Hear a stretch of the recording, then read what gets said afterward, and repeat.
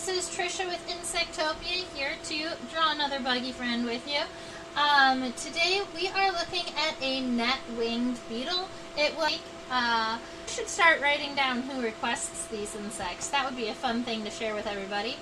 But yep, we had a net-winged beetle requested. I have 4 individual specimens of I have 4 specimens of net-winged beetles. I believe it's just 3 species.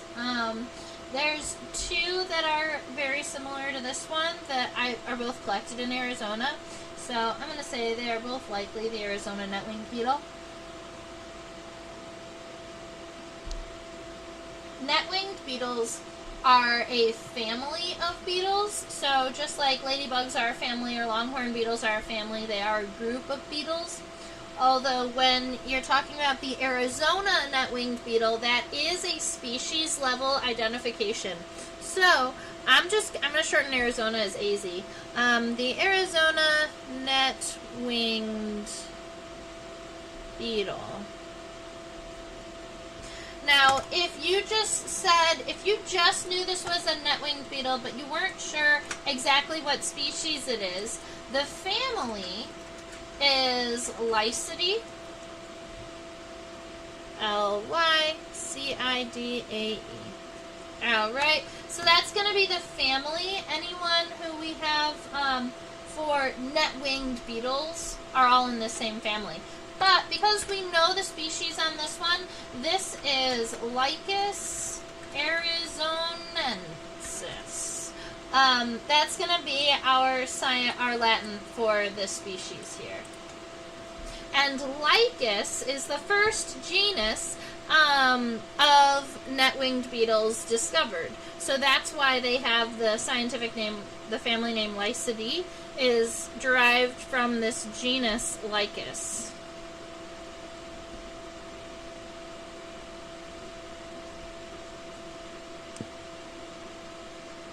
Ooh, love having the beetles. Me too.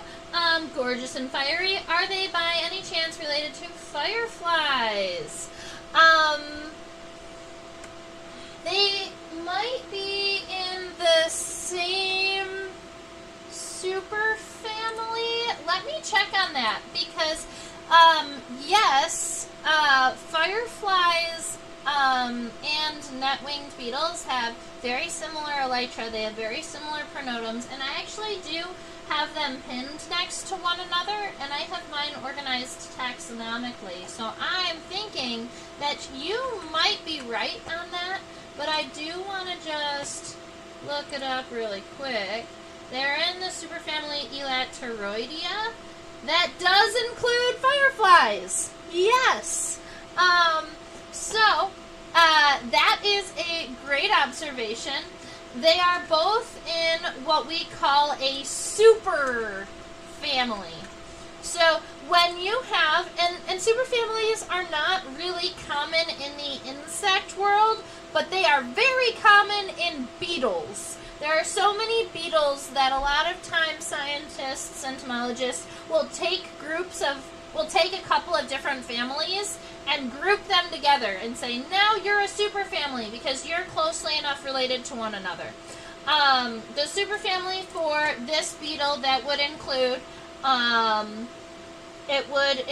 net-winged beetles, it includes click beetles, fireflies, and soldier beetles is Elateroidea. The oidea at the end of the name, O-I-D-E-A, is the ending that we use for superfamilies. Oidea. Let's see. There's so many of you today! Fairy Tale, Susan, Chaos, Avea. Oh, yay! Sewing Nancy. Yep, if you go up far enough, everything is related. But I figured I'd share that with you today. And welcome, Alex! I hope you enjoy our class today. So let me go ahead and put our species name back up here. And for those of you who like to collect the data, this specimen was collected in Santa Cruz County in Arizona on Let me move our specimen around a little bit. I believe it was a 2015 specimen, yep. July 22nd of 2015.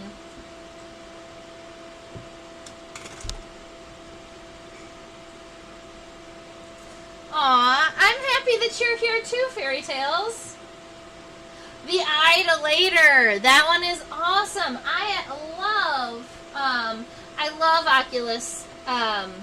Isn't it Oculatus? The eastern-eyed click beetle.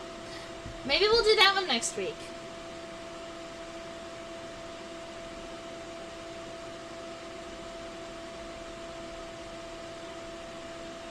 Alright, so on these species, I actually, before we really take off in drawing this guy, I want to show you his head, because just like a firefly, you can't see the head very well from the top. You have to kind of turn his body a little bit. Check out how cute they are! So, when you look at a net-winged beetle head on, they have this really elongated face, almost like a weevil, and they have these chewing mouth parts at the very end.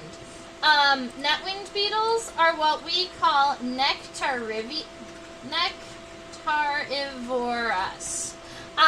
They're nectarivorous. That just means that if and when they feed specifically on nectar. So they've got this long snout to help them reach down into the flowers and drink nectar from them. Some adult net-winged beetles don't live long enough to feed, but the ones that do feed on nectar. Alright. Now, to get us all the way, we can zoom all the way out on my microscope, but we cannot see the entire specimen. Not see the entire specimen at one time. Let me check and see if I turn it sideways if it'll fit under the camera. It's so close. Aha, there we go. Okay. Alright, so now I can get the length. And you can see, because the elytra, those wings, are open slightly, you can see the end of the abdomen. But because I'm going to be drawing my specimen with its wings closed, I'm going to measure from the front of the pronotum, right, that first segment that you can see from the top, all the way to the end of the wings, which would be the elytra. So if I measure from here all the way to right about at the end of the wings, our specimen is 1.76 centimeters. Okay.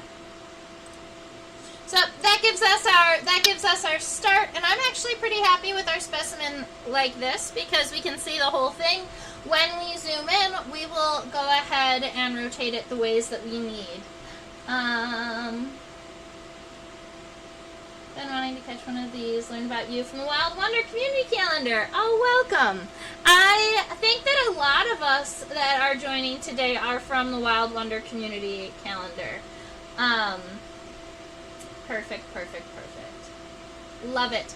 Alright, so this first big body part right here is the pronotum.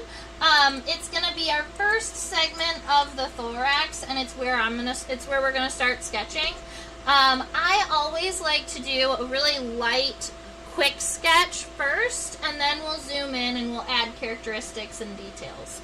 So, way up here in the top of my paper, I'm just going to start on this segment, and it looks like, to me, a giant D shape, right? So, I a lot of times will start with the letter D, whether that's a head or a pronotum.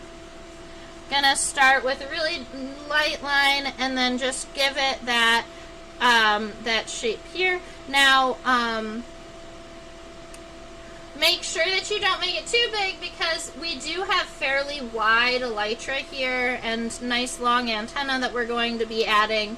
But if you look at your paper, just decide kind of how large you'd like it. Now, the antenna are going to be connected right up here. We don't have to worry too much about that. In between the wings, where the wings connect, we do know there's going to be a little triangle here in between the wings. We call that the scutellum. Many insects have a scutellum in between their wings. Not just beetles, but they all look a little different. In beetles, it's always triangular and in between the first pair of wings. Now here, after we get past the pronotum, this is where our elytra are starting. And if you like to label your drawings, this is how you spell that. I'm going to start from this point here. And what I want to do is come down just a little bit before making those really wide wings. And at its width, let me see, I can actually do that measurement too. The width of the pronotum itself is 0.42 centimeters, but then the widest point of the elytra are about 1.15. So, we can estimate approximately, it's going to be a little rough, but about 3 times as wide as the pronotum. We want these elytra to be really nice and wide. So we're going to get really nice wide arches here, but then it's going to about 1/3 of the way down, stop and run parallel for a moment. And then come back in. Now he's looking like a giant vase. Alright.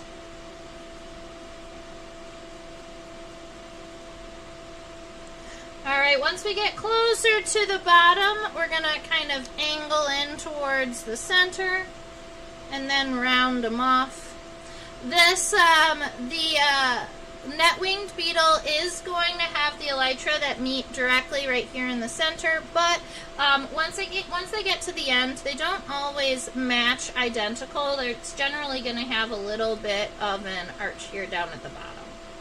Now, on our specimen, we can see the front and the middle legs. The hind legs are going to be covered by these wings, so that's the way we are going to draw it too. But that is going to make our paper look a little bit less scary. It gets a little bit of graphite on the paper, and now we can go ahead and zoom in and check out some of the features up here on the pronotum. Hashi, it is okay. Welcome. If you have any questions or want to be caught up, you let me know. The species name on this guy is Lycus arizonensis. It is the Arizona net-winged beetle. Cute. Alright, so this is our pronotum nice and close up. We can see that basic D shape is going to work for us, but we've got to modify some of the regions. For instance, right here in the top center, there's a little bit of a point. There's a mountain here. So I'm going to start there. Seems like a good place to start. So right up here at the very top, very center of our pronotum, I'm just going to add this little bit of a point, that triangle here. And at this point, now that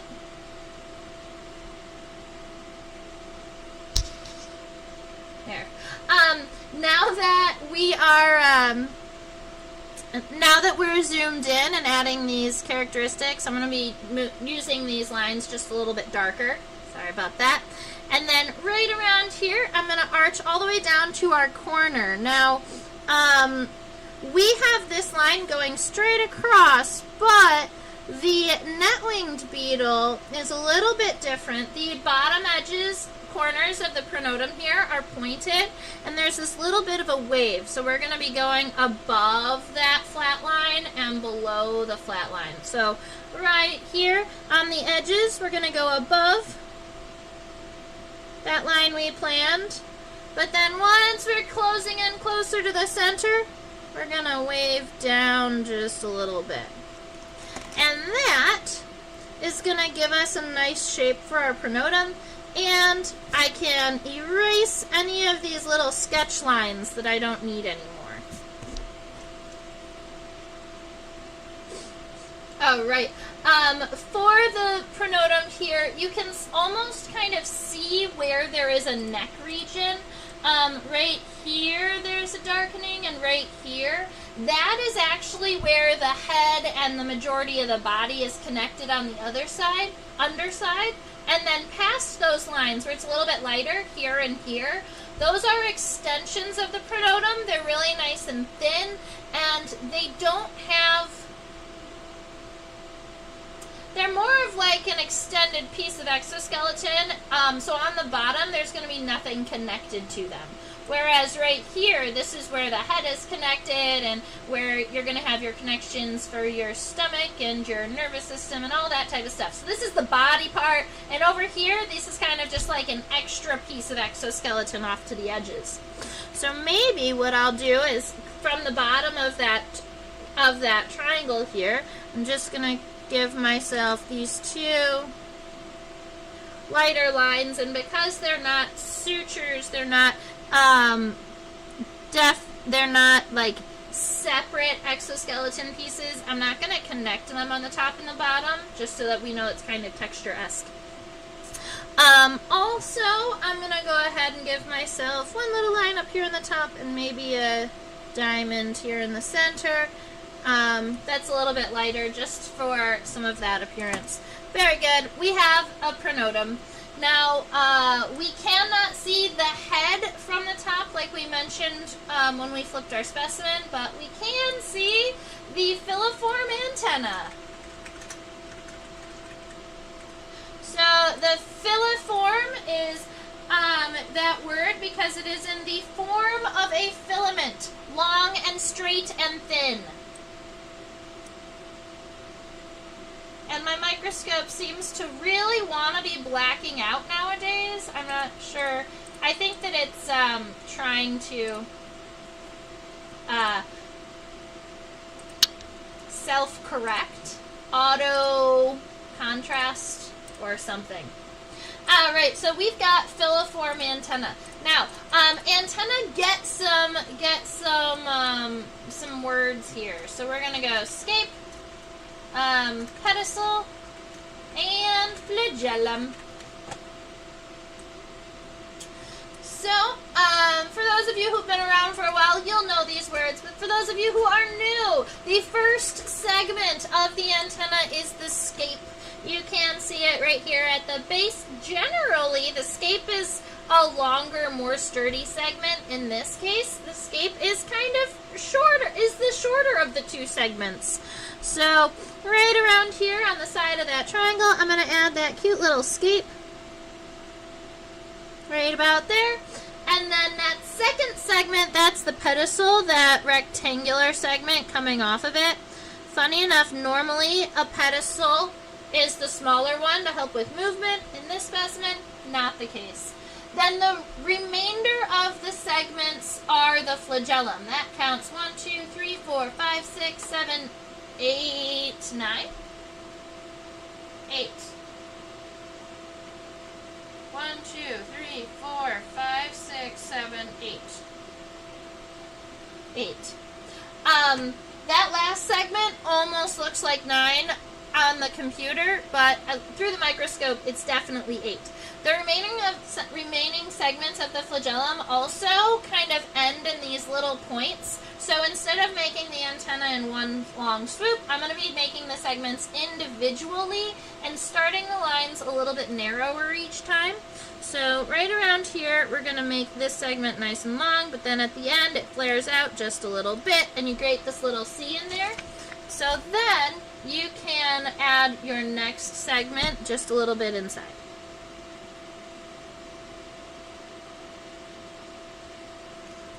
And that's how we're going to do it. And we're going to draw 8 of these segments. So 1, 2, 3, 4,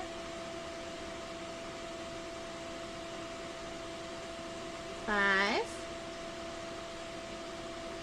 6, and then 7 is this last one that's got those edges or the points on the end of the end segment. And the 8th segment is definitely more round. Alright, so that is a cute little filiform antenna. Must you paw the screen? Lycus, like wolf? Interesting.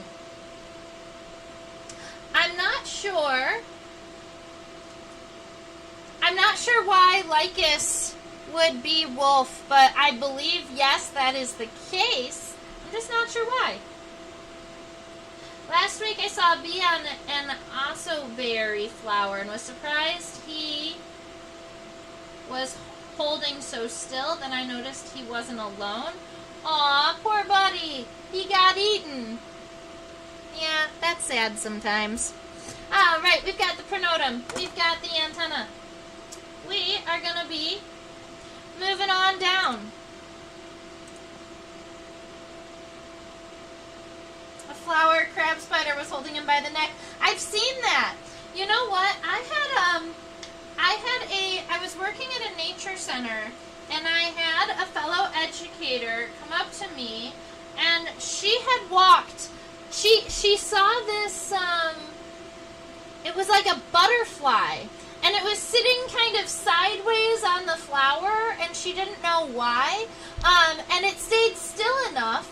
She had plucked the top of the plant and brought it inside to show me and be like, why is this butterfly not moving and acting weird?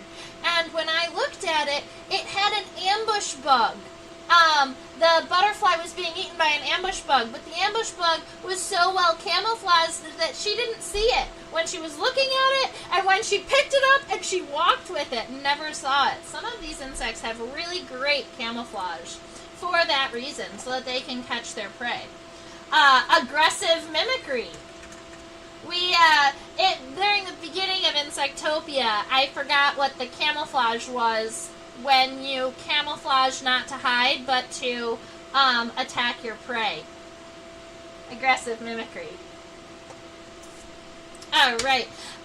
What I zoomed in to show you is the scutellum. I've already mentioned what it is, but we hadn't seen it yet. Right there, that little, it is a lot more narrow than some other beetles, so I'm going to make my scutellum right here a little bit more narrow.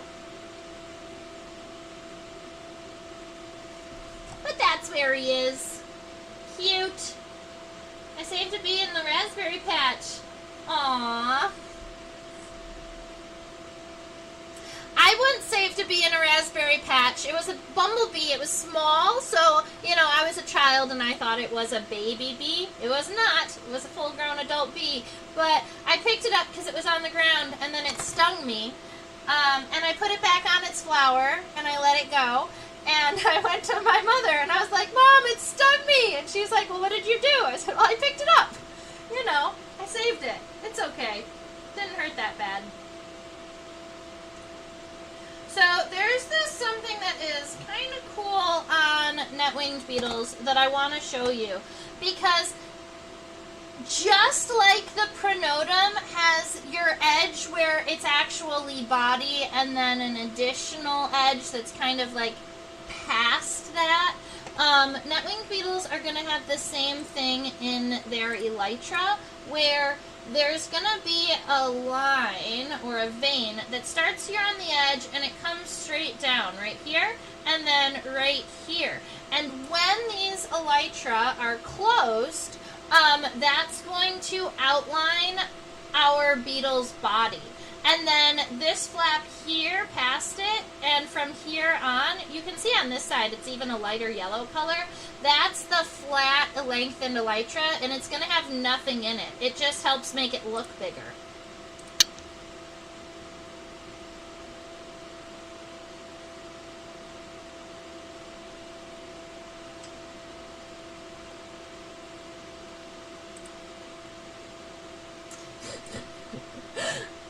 Susan, I love your story. Although I don't love it when people call us you or weird. We love the bugs. Okay. Alright, so what I'm going to do for my drawing, I wanted to see the elytra in full again, but what I think is going to be helpful for me is to look at exactly where the elytra connect to the pronotum, because we've got something happening up here in the humerus, near the humerus. All right, so right here on the edges of the, next to the scutellum, this is where the elytra starts, and what I'm going to do is I'm going to create these upward arches onto the left and the right where the elytra start. So right here on our scutellum, I'm going to come up, make this arch, but then I'm not going to complete it all the way at the edge of the pronotum. I'm going to bring it down just a little bit early, because that is how our elytra works. So let's see, we're going to come down. This almost creates a little bit of a heart shape up here. And then where this ends, you're actually going to have that vein that comes down on both sides. And then outside of the vein, that's where these start.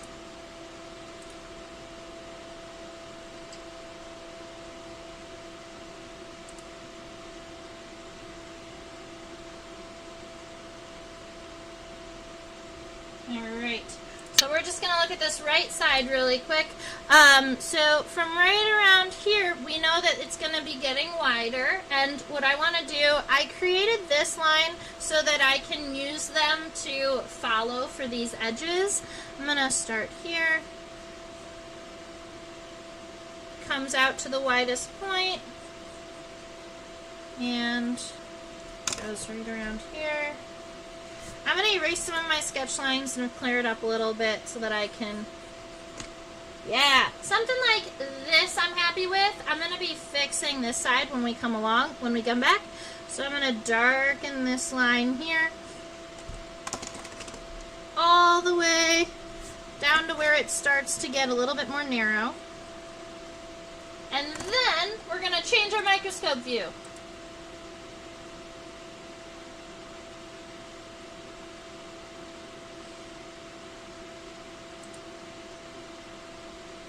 Ambush bugs look like little itty bitty mini praying mantids with wings like true bugs. That's what they look like. Super cute. Alright, so now we're looking at a little bit of the edge of the end of this wing here. We can see that it does kind of curl in towards the center a little bit, and then it stays nice and round, and we get to go up. And this center where the elytra touch is always this straight line, and it's always the exact center of the insect. So if you're ever trying to figure out where to start, or if you have a problem with an insect and you're like, I just don't know where to start, you can always just start with a vertical line and then create the symmetry in both directions. Because one of the characteristics of all insects is that they are all symmetrical.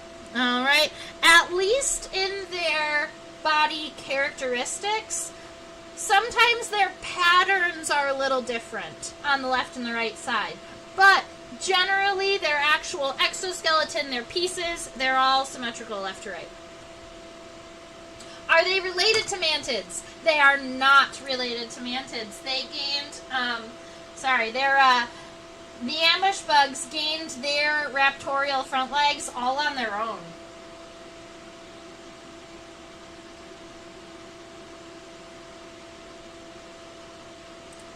Mantids are actually closer related to cockroaches than to ambush bugs. Okay, so now I just have to make the left side like the right side. So if you looked at this ambush bug ambush bug, now you guys have me talking about them. If you looked at this net-winged beetle and thought, wow, that is very bright, or that is very orange, I wonder if there's a reason for that. There is. Net-winged beetles are poisonous, so they are using what we would call an aposematic. They are using aposematic colors, or That's our big science term for warning colors. They're warning you that you should not eat them. Although I'm not sure if they create their toxins inside of their body or if they gain it from a plant that they consume. Alright, here we go. That is going to be those are our wings. We do have those dark ridges at the bottom, and just like I mentioned that sometimes the colors are not exactly symmetrical, I'd like you to notice that the left and the right side of the elytra, they don't exactly have the exact same wave pattern. So it's okay if your pattern is a little bit different. I am just going to make it go up on the edges and down on the center. And I'll just drop just a little bit of graphite down here and smudge it in so that it's just a little bit darker than everybody else.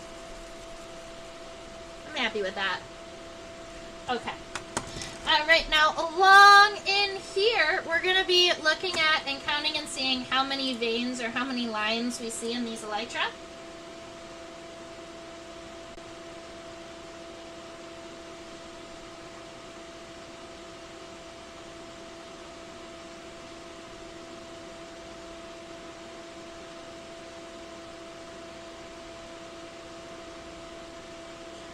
So to me,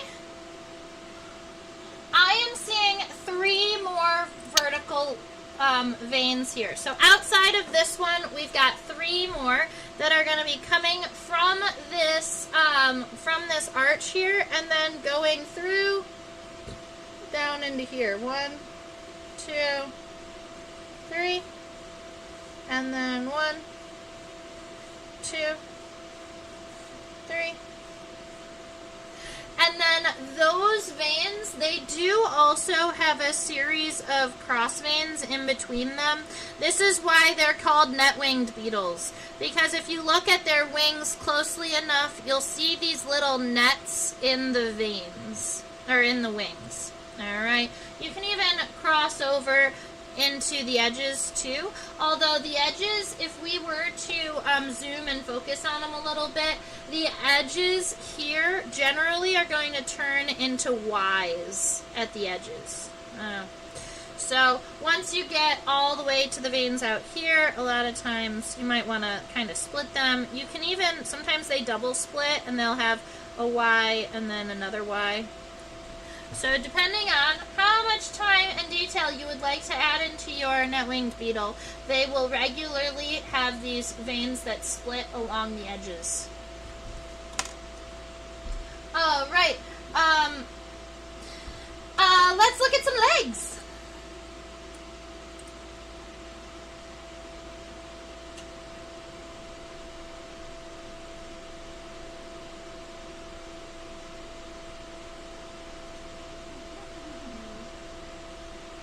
So now, all I have to do is find an angle where we can see the entire leg. That should not be a problem. It might be a problem. Actually, this isn't that bad. Alright, cool. We get to look at our net-winged beetle head on again.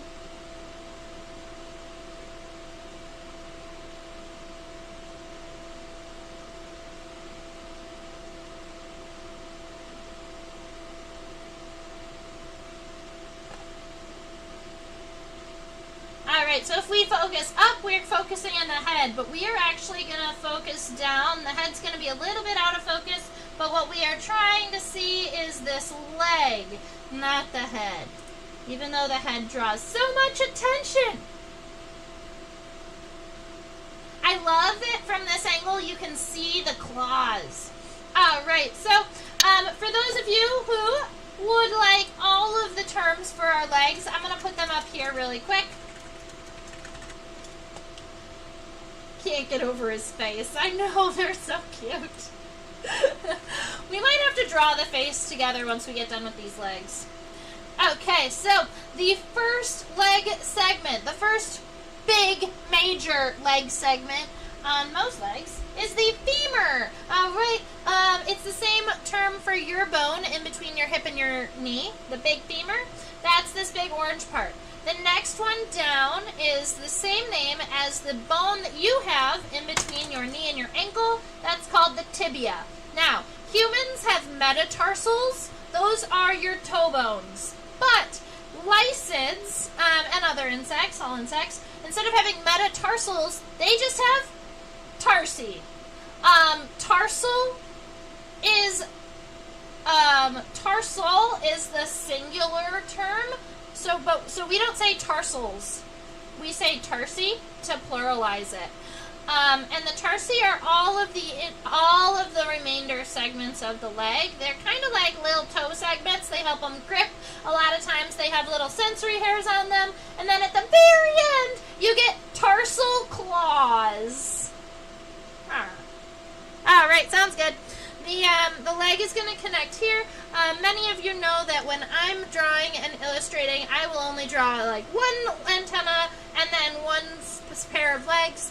But while you're drawing, you have lots of time while I'm chit-chatting about stories and teaching, so you can always draw both sides. But generally, I just draw the one to save a little bit of time.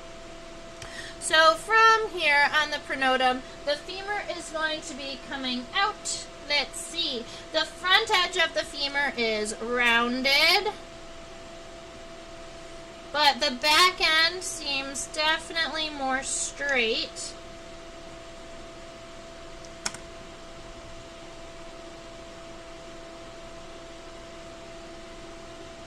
All right. So that's going to be our femur. The tibia is moving forward. You can see that it's even kind of angled or arched. So when we add the tibia, we're going to kind of make it come back towards the head a little bit. It stays similarly wide the entire time. A lot of times tibia get a little bit wider at the end, so I naturally made my tibia just a little bit wider, but not too much. It is sub-equal in the beginning and the end. And then you have 5 tarsal segments. Now, these tarsal segments are a little bit different because a lot of times I describe tarsal segments as either rectangular, triangular, or raindrop shaped. That's generally how I describe them. But these tarsal segments are different in that they are heart-shaped. Okay? So each one of the segments is heart-shaped like this, or the first 4 segments look like little hearts. So from here, I'm going to be making my tarsal segments go out in this direction. So that first segment, it's going to be like this. Cute little heart segment. All right, and then we're gonna stack those on top of each other. So 1, trying to get my tarsal segments to turn. 2, they don't want to turn, they're going straight. We're gonna erase like this and just go for it. Okay. Alrighty, 1, 2, 3, 4, and then the raindrop segment at the end. So that segment that's kind of long and kind of arches over, it's really nice and thin at the beginning, but it's going to be round at the end, so it's kind of like a stretched out raindrop. It starts here. I'm going to find a nice equal ground here. I think I made the first segment a little bit too big and the last segment a little bit too small. So I'm going to fix it before I add the cap. Alright. So, heart-shaped tarsal segments leading to a raindrop-shaped segment. And they've got these, they're essentially a triangle segment with additional padding. And so if we were to look at the bottom side of these tarsal segments, you would see a series of hairs that are going to help with friction so that they can hold on to things. Are there hairs on these tarsi for grip? Beetles always seem to have good grip. Yes.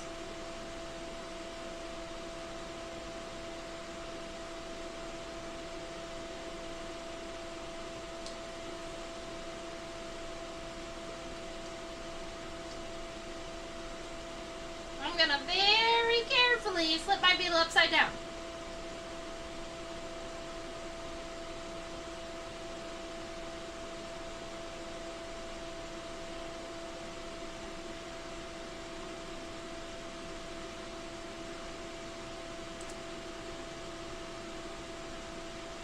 Okay, so if we go up and down very carefully right around here, you can see, especially where the hairs stray away from the edges, you can see where you've got those nice long golden hairs that are going to help with grasping whatever they're walking on. You can see it on the edges, but then when you look right around here, you can see kind of the edge of an entire pad, which is nifty. So those are what we would call tarsal pads. Leaf beetles in the family Chrysomelidae are really known for having huge tarsal pads. These are mediocre. They're pretty good. They will hold on to things, but they aren't huge like a leaf beetle's tarsal pads. Alright, so our legs, the front leg always points forward. The middle leg is going to be pointing backwards. And on this one, we actually can see the middle leg off to the left pretty good from the top, so we will just use this guy right here.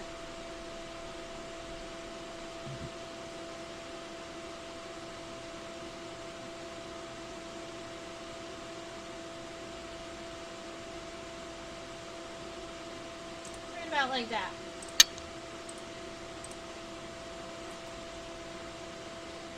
How many beetle families are there? There are so many beetle families. You know what? I also believe that number changes. They are regularly creating families and separating families.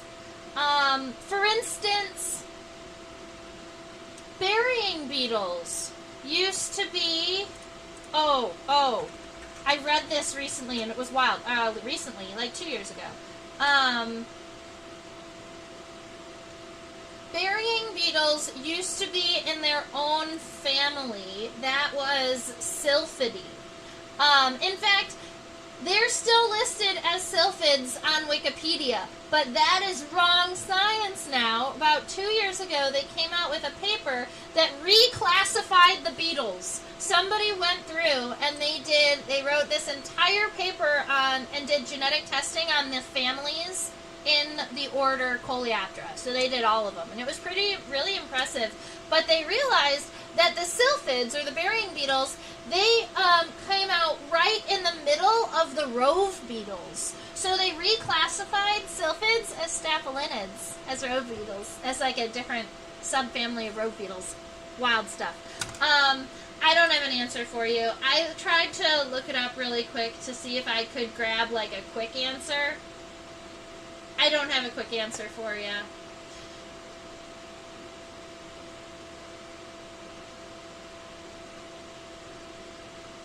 I don't even have an answer for how many super families there are. Sorry, guys. We'll go with Susan's answer of too many. Okay. So that front leg is connected here. You've got this is not where the abdomen starts. The abdomen is going to start probably right around here. So you've got two more segments of the thorax that are sitting underneath these wings. And that's where the legs are connected.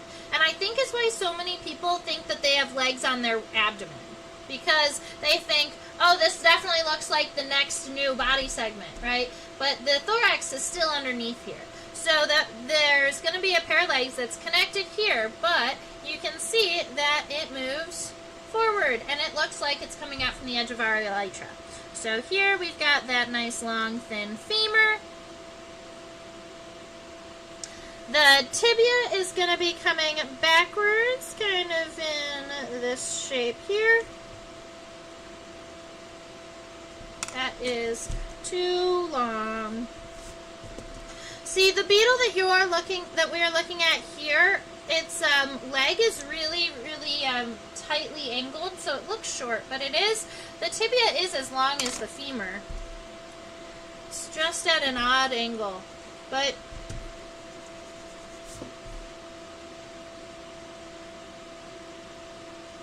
that's going to make me happier. Somewhere in between. Okay, so we've got the femur, we've got the tibia coming down, and the tarsi coming out. From this far away, these tarsal segments do look triangular, but we know, because we zoomed in on them, that they are rounded at the edges rather than pointed. So I am still going to be adding these kind of heart-shaped segments. They just should probably be maybe a little bit smaller, but this is we're going to go smaller.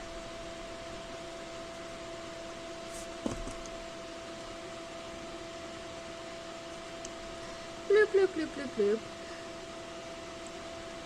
1, 2, 3, 4, 5. We still have 5 tarsal segments. 1, 2, 3, 4, 5. And the claws. Alright, so we have a front leg, we have a middle leg. The hind leg comes out here, goes out to about here, and comes back in. Honestly, the hind leg we're not going to be able to see from a dorsal point of view, so it doesn't make too much sense to sketch it. What we can do is flip the beetle over so that you know what the abdomen and the legs look like. And I took off the label of our specimen so that you don't have to worry about seeing around the pin and the piece of paper that is the label. This is what the bottom of our beetle looks like. Really super cute. You can actually see on this beetle, you can see the membranous wings underneath the elytra. So right here, you can see the membranous wings underneath here and here. If I was just a little bit more knowledgeable, I'm sure that we could tell if this was male or female, but I'm not sure how to tell in this family of beetles. When we are looking at the thorax doesn't end until right about here. This is the abdomen where you can see all of these individual segments. And then if you were curious about the remainder of the leg segments, the coxa is the hip bone where the leg connects, and on the hind legs here, the coxa is actually this this wider triangular piece. We would call this, instead of just calling it a coxa, we're going to call it a coxal plate here. Because it's really wide and it's sealed to the body, and for some reason in beetles, a lot of times the hind leg, they call it a coxal plate rather than a coxa. And then the trochanter is right about here. It's this little segment right here. We can zoom in a little bit. It'll be more obvious. Right there. That's the trochanter. It's like a little knee that exists in between the hip and the femur.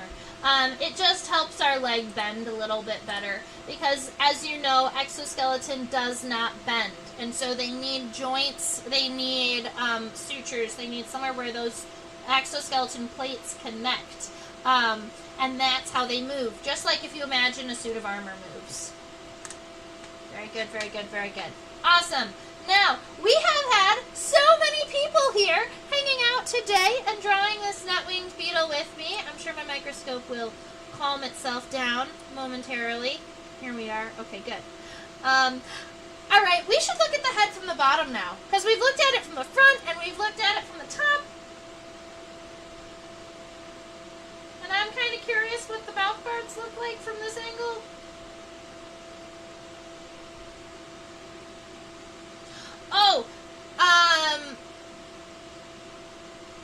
have to respond to Hashi's email about the Gallia and the Lucinia.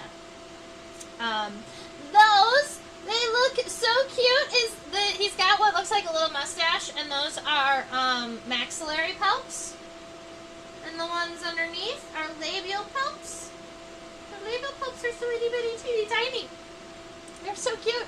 I don't know if we can get, I don't know if I'm going to be able to focus well enough to see the little ones underneath. There they are, there they are. I'm going to pause. We're going to zoom in really quick.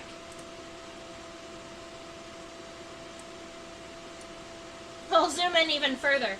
So the one on the top, that's the one that's connected to the maxillary. So it's connected to a mouth part right underneath the mandible, and we call it the maxillary palp.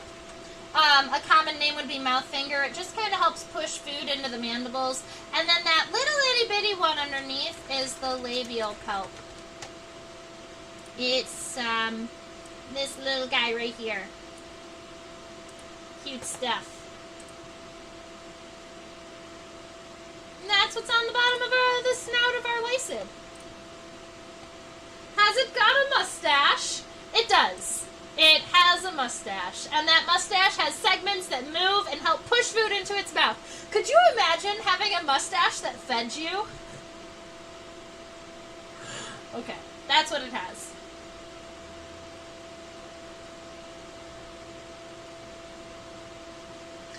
All right. Out of curiosity, does anybody else? You were just gonna ask about that email. Yes. So Hashi emailed me this past week at some point about last week. We drew this.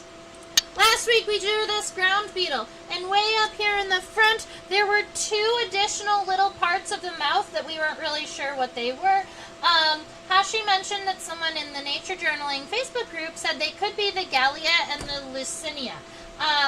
Gallia, it's definitely a possibility that that's what they are. Generally, the Gallia is a tongue-like mouth part, so it doesn't really look like an extra mandible, generally. But in ground beetles, maybe that's what they look like.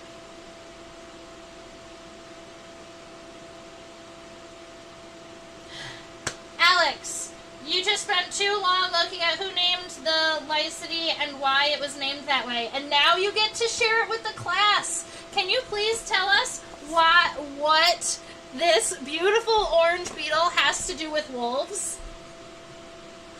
That would be a fabulous thing to know. Oh, are there a bunch of hairs between the palps, or is it an illusion? I don't know, let's go look. Oh, it does! Okay, yes, it does have a beard.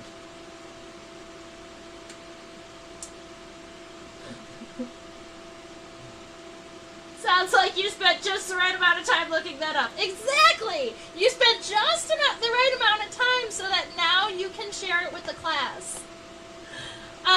There is a small amount of hair coming off of the top and the bottom lip that is just hair. It's seedy. Insect hair is called seedy.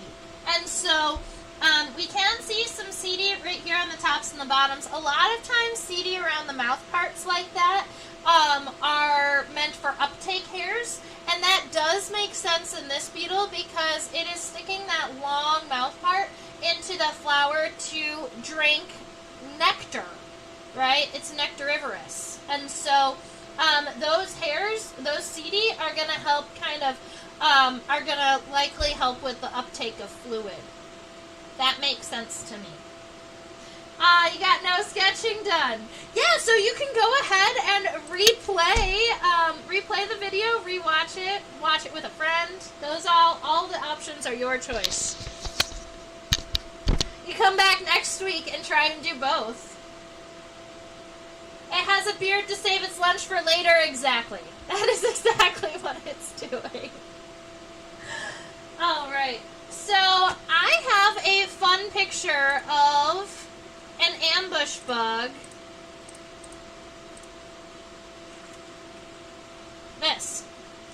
This is what an ambush bug is going to look like from the top, but I have a better one.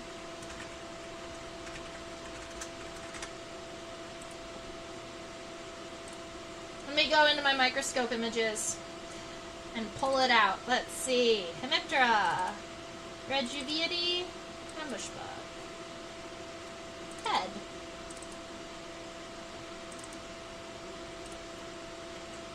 Look at how cute it is.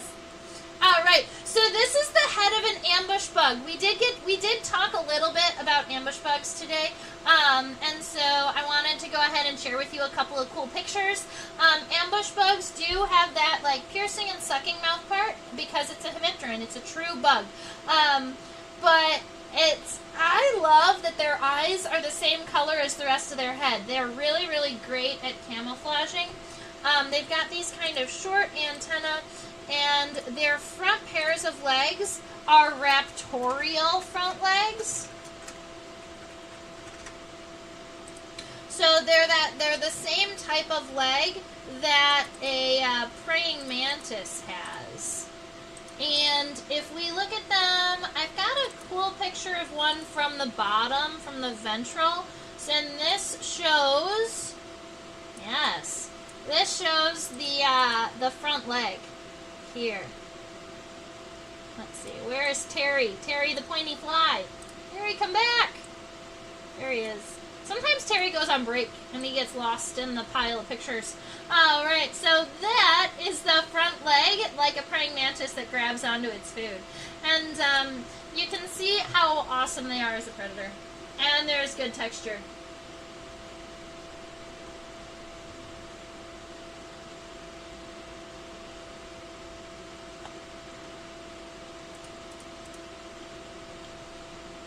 Where did the microscope go? Microscope! Come back! Ah, there it is.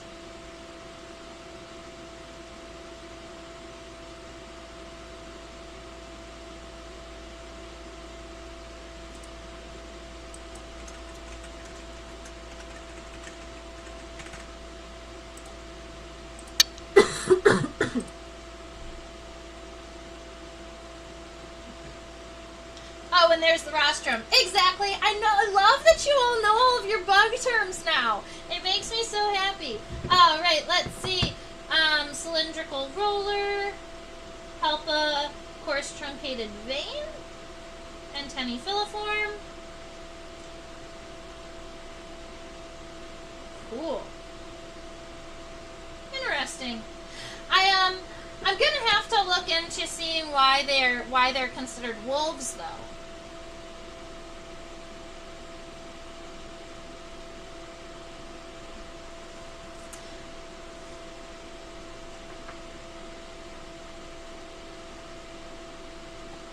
Alrighty, so I do like to add what we're gonna draw next week to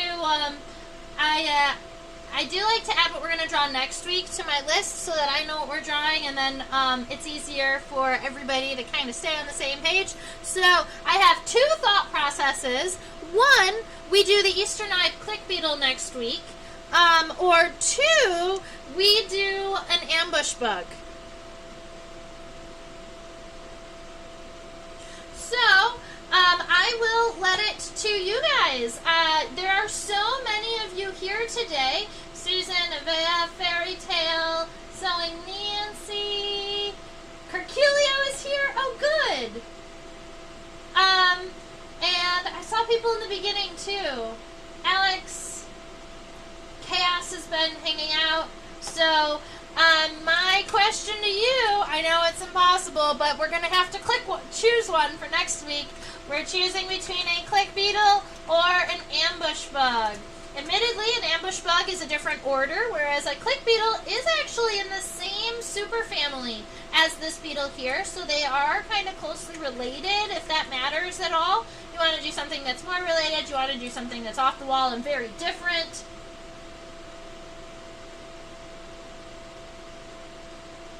Yeah, Pyracroa are actually now, that was back a long time ago when they were smashed together. Pyracroa are now a separate family. We call them Pyracroidae.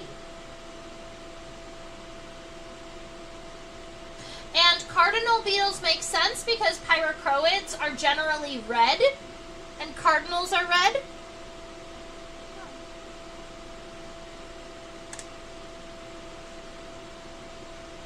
Several beetles in a row so we can see the similarities and differences. Thanks for letting me hang out. I'll draw and share my drawings next week.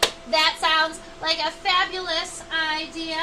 Maybe ambush bugs so we can spot them ambushing stuff. So we've got 1 vote for beetle and 1 vote for ambush bug. Somebody break the tie, please. I'm thinking click beetle next week.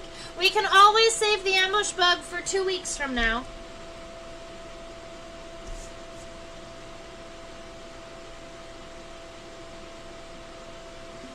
All right. I'm going to make the executive decision and say...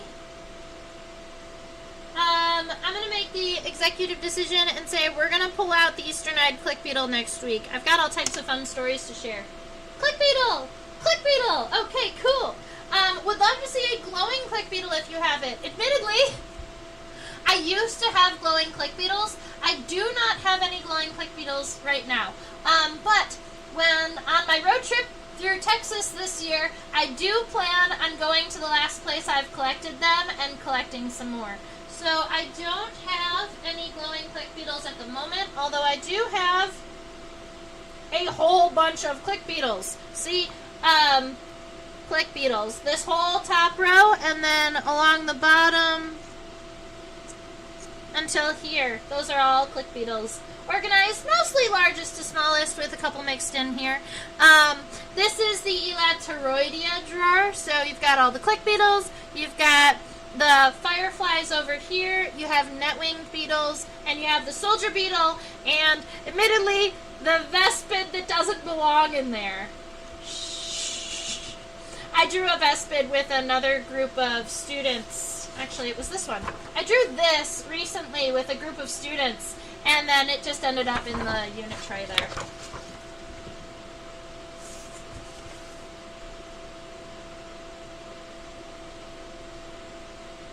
Wait. I believe I thought that the idolator was the same, was a different common name for the same species. The idolator. Yep. Olaus oculatus. It is the same species. I just have a different common name for it.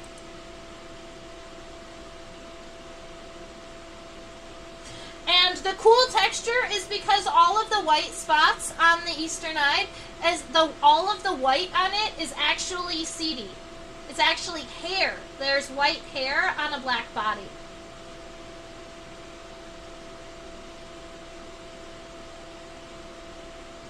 Did I miss wings recently? Lepidopteran wings.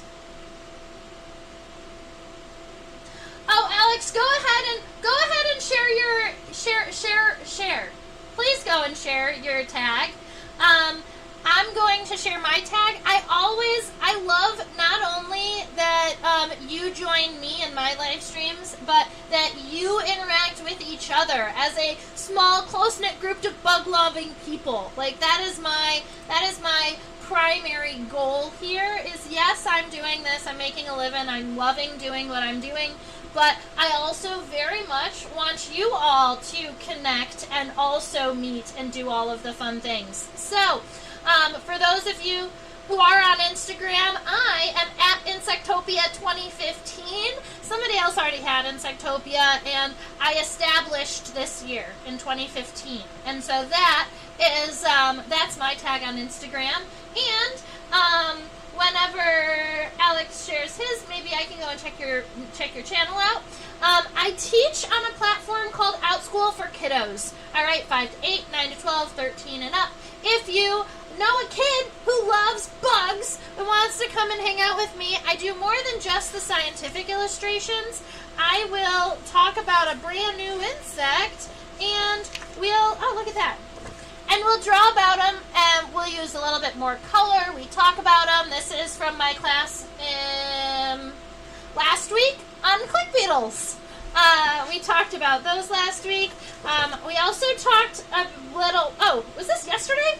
Yesterday, I got to discuss termites with my older kids, and we got to dive into a little bit on taxonomy and why termites are considered cockroaches. So that was fun. This is just to remind you to subscribe to my channel, but because you are chatting in the chat box, I already know that you're subscribed, so I want to say thank you very much. If you've been hanging out here and not chatting and you were curious about it, please subscribe. You can hit the little notification bell and it'll send a little notification to your phone whenever I go live. I have a series of like cool ideas for live streams that are going to be different than illustration. I'm still planning a day for those, but I am still very much interested in doing the reading the research paper together. We talked about this 2 weeks ago. I have the paper that I want to read with everybody. I shared it on my Facebook. It has the link to the article, along with kind of when we want to talk about it. So if you want to go jump over to my Facebook page and check that out, and then maybe drop a comment and tell me when your like the best day and time you'd be available for doing a kind of an insect research book reading club. Insect primary research reading club. I need a cool phrase for it, name for it. But we're going to be doing that because I like reading research and it'll motivate me to do more of that.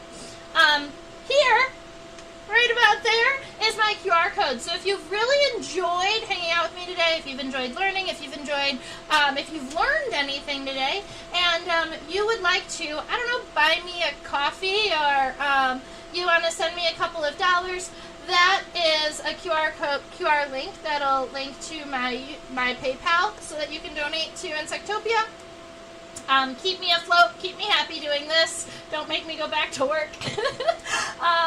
In the description box, if the QR code doesn't work, there is just a direct link in the description box below. This is my email address. Feel free to email me any and all bug pictures that you have. I attempt to respond to all emails. Hashi, I apologize for leaving yours at about a week. I am also actively traveling all over the country. Tomorrow, I'm flying to Tampa, Florida. I'll be a part of the Oddities Expo down there, handling tarantulas and scorpions, doing all of the fun things. So if you're in the Florida region, come to the Tampa Convention Center on Saturday to see me. And then next weekend, not this one, but the one after, I'll be in Richmond, Virginia, handling my tarantulas and scorpions and chatting about bugs. So if you want, you can always feel free to join me at one of the Oddities conventions. All right, let's see. I'm catching up on your comments. Give me 2 seconds. Before you go, when and where was this specimen collected? I can get you that answer. This is the label, by the way. They're so tiny. Refocus my eyeballs. There we go. This specimen was collected in Santa Cruz County, Arizona, by me on July 22nd, 2015. Okay, I never knew they resided here in Texas till last year. Cool. It will be mighty hot in Texas. I will be in Texas when it is mighty hot. The end of July, the beginning of August is when I'll be driving through Texas. And I am driving through with a blacklight, and I'm going to be collecting every night and looking at awesome buggy friends. And I was trying to figure out, like, if I'm driving across the country collecting bugs, I'm sure there are a handful of you out there who would be kind of local-ish and would love to kind of collect and meet me in person or collect with me or just come and take pictures or journal while we're drawing or bringing in bugs. So I'm going to have to figure out how to share with you where I'm going to be in the country and then how we can set up meetups. That would be a lot of fun. Okay, Alex Draws Comics. Alex Draws Comics. Awesome. I look forward to seeing you.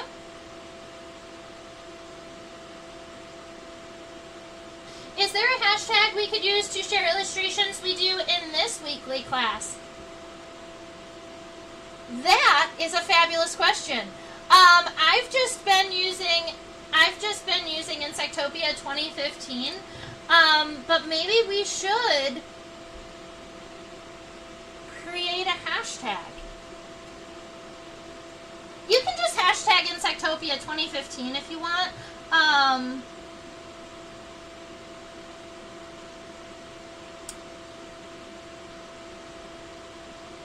Is that a termite queen in there? Oh yes, that is a termite queen in there. Oh no, Susan is not on Facebook. How do I send you the link to the article?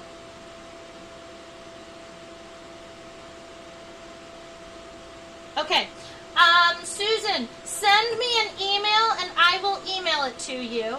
And then maybe I should collect everybody's emails so that we can organize it via email rather than Facebook. That might be easier anyway. Bugs and books.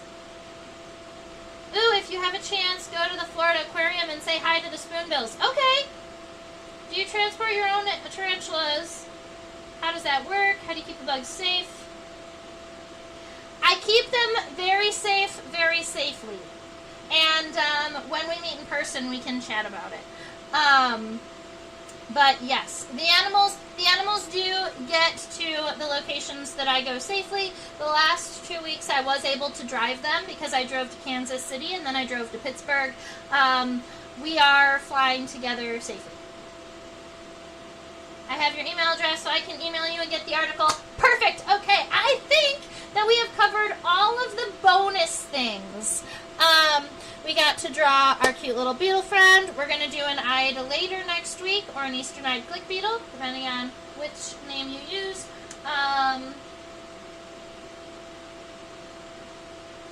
Bugs, research and reading, illustrations.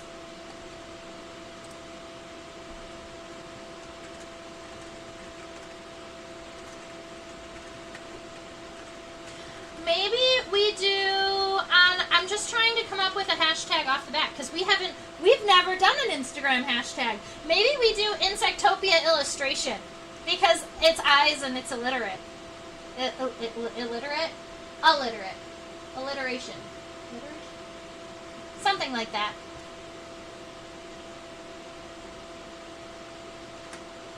What about hashtag Insectopia illustration? Does that sound fun?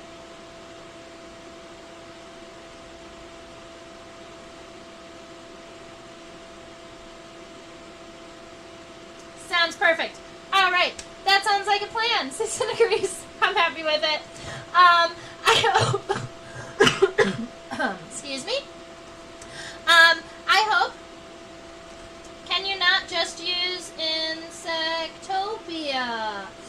We could use just Insectopia, but when you do, there is another person who already uses it, so it would kind of like mix up our drawings, and if we created a new hashtag, then when you type it in, it shows only the things you want to see. Alliterative. That is the word I was going for, Alex. Thank you very much.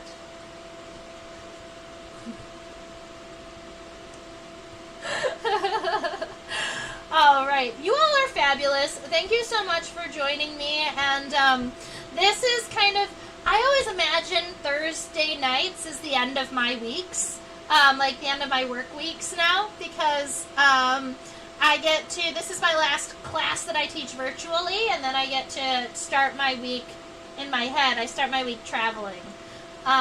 So this is good.